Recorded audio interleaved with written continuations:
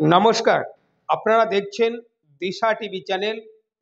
প্রতিদিনের মতো আজকেও এক প্রতিবেদন নিয়ে আপনাদের সামনে হাজির হয়েছি। আজকের প্রতিবেদন তেলেঙ্গানাতে যেটা ঘটেছে সেটা পশ্চিমবঙ্গেও ঘটতে পারে। তার কারণ তথ্য এক এক করে আপনাদের সামনে তুলে ধরব। তেলেঙ্গানা রাষ্ট্র সমিতি তেলেঙ্গানার এক আঞ্চলিক দল টিআরএস, বর্তমান যেটা ভারত রাষ্ট্র সমিতি বা বিআরএস। আপনারা জানেন কে চন্দ্রশেখর রাও পরপর দুবার সরকারে ছিলেন, শাসন ক্ষমতায় ছিলেন। তো কি এমন ঘটল যে 2023-এর যে নির্বাচন ছিল 5 রাজ্যে, তার মধ্যে তেলেঙ্গানাতেও নির্বাচন হয়েছিল। এই তেলেঙ্গানাতে বর্তমান সরকার গঠন করেছে ভারতের জাতীয় কংগ্রেস এবং বিরোধী দল হিসাবে বর্তমান টিআরএস বা বিআরএস। আগে টিআরএস ছিল, বর্তমান বিআরএস। তো এই কংগ্রেসের এখানে সরকার গঠন করা বা কংগ্রেসের ভোট বৃদ্ধি পাওয়া, শতাংশ অনেক বাড়িয়ে নেওয়া ভোটে জনগণ কংগ্রেসকে সরকারে আনা, এই যে সমস্ত ঘটনা ঘটেছে তেলেঙ্গানাতে, এটা পশ্চিমবঙ্গেও ঘটতে পারে। আজকের এই প্রতিবেদন, আজকের এই আলোচনা, তো এটা আমরা বিস্তারিত আলোচনাতে আসব, সঙ্গে থাকুন। তাহলে কেন কংগ্রেসকে মানুষ বেছে নিল? কেন বিআরএস সরকারে আসতে পারল না?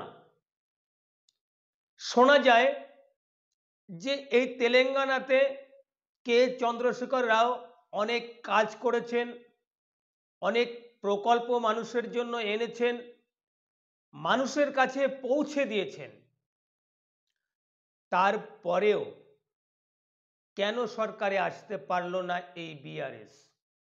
কিছু কারণ, যে নামটা পরিবর্তন করা হয়েছে, আগে তেলেঙ্গানা রাষ্ট্র সমিতি ছিল, সেটাকে ভারত রাষ্ট্র সমিতি করা হয়েছে। এই তেলেঙ্গানা নামটা যে বাদ দেওয়া হয়েছে, এটা কি মানুষ ভালো চোখে দেখেনি নাকি অন্য কিছু? তারপরে যদি দেখা যায় এই বিআরএস দলটা যখন নাম পরিবর্তন করে হয়েছে, আমরা কে চন্দ্রশেখর রাওকে দেখেছি রাজ্য রাজনীতি থেকে বেরিয়ে জাতীয় রাজনীতিতে নিজেকে মেলে ধরার চেষ্টা করেছেন। সম্ভবত আমরা দেখেছি তার সংগঠন বিস্তার করার জন্য উড়িষ্যাতে গেছেন, মহারাষ্ট্রে গেছেন, তারপরে অনেক নেতা মন্ত্রীদের সঙ্গে দেখা করেছেন, যাতে বর্তমান যে শাসক দল আছে কেন্দ্রে বিজেপি, তার বিরুদ্ধে যে জোট বা অ্যালায়েন্স হবে, তার একটা আলোচনা অনেকের সঙ্গে করেছেন। তো এই যে রাজ্য রাজনীতি ছেড়ে জাতীয় রাজনীতিতে নিজেকে মেলে ধরার চেষ্টা, এটাও কি তেলেঙ্গানার মানুষ অন্য চোখে দেখেছে? তারপরে শোনা যায় যে তেলেঙ্গানায় এই সরকারের বিরুদ্ধে অনেক অভিযোগ উঠেছিল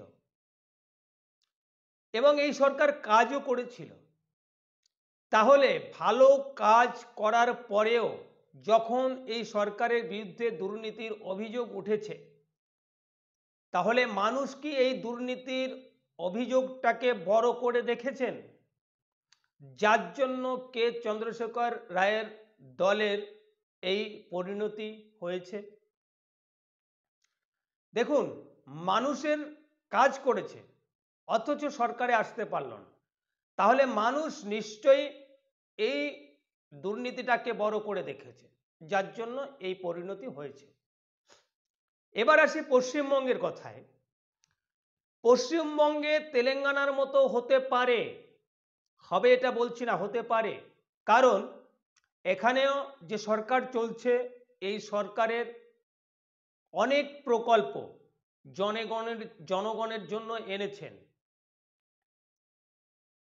কন্যাশ্রী, রূপশ্রী, যুবশ্রী, লক্ষ্মীর ভাণ্ডার, দুয়ারে সরকার, এরকম আরও প্রকল্প আছে যেটা এই সরকার মানুষের জন্য এনেছেন, মানুষের কাছে পৌঁছে দিচ্ছেন।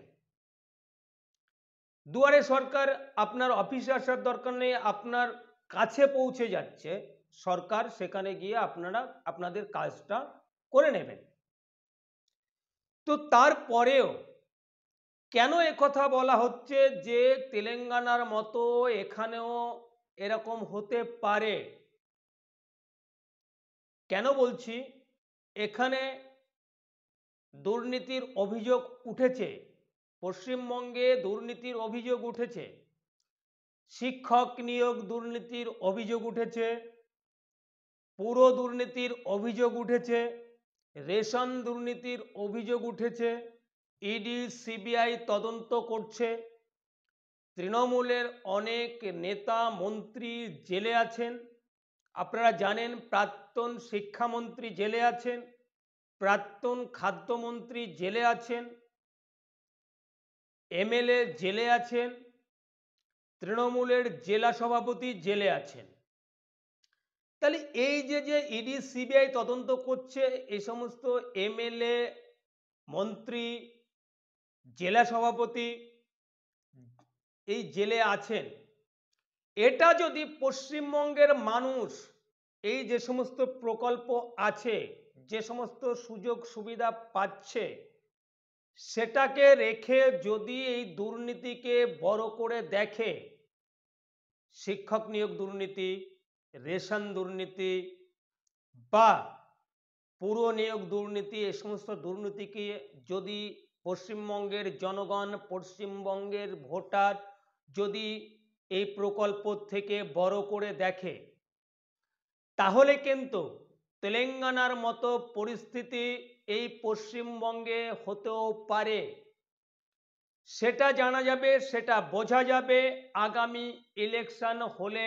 মানুষ কাকে বেছে নেবে, জনগণ কাকে বেছে নেবে, কাকে ভোট দেবে, তারপরে রেজাল্টে আমরা জানতে পারবো মানুষ কোনটা বড় করে দেখেছে, কোনটা মানুষের মনে দাগ কেটেছে।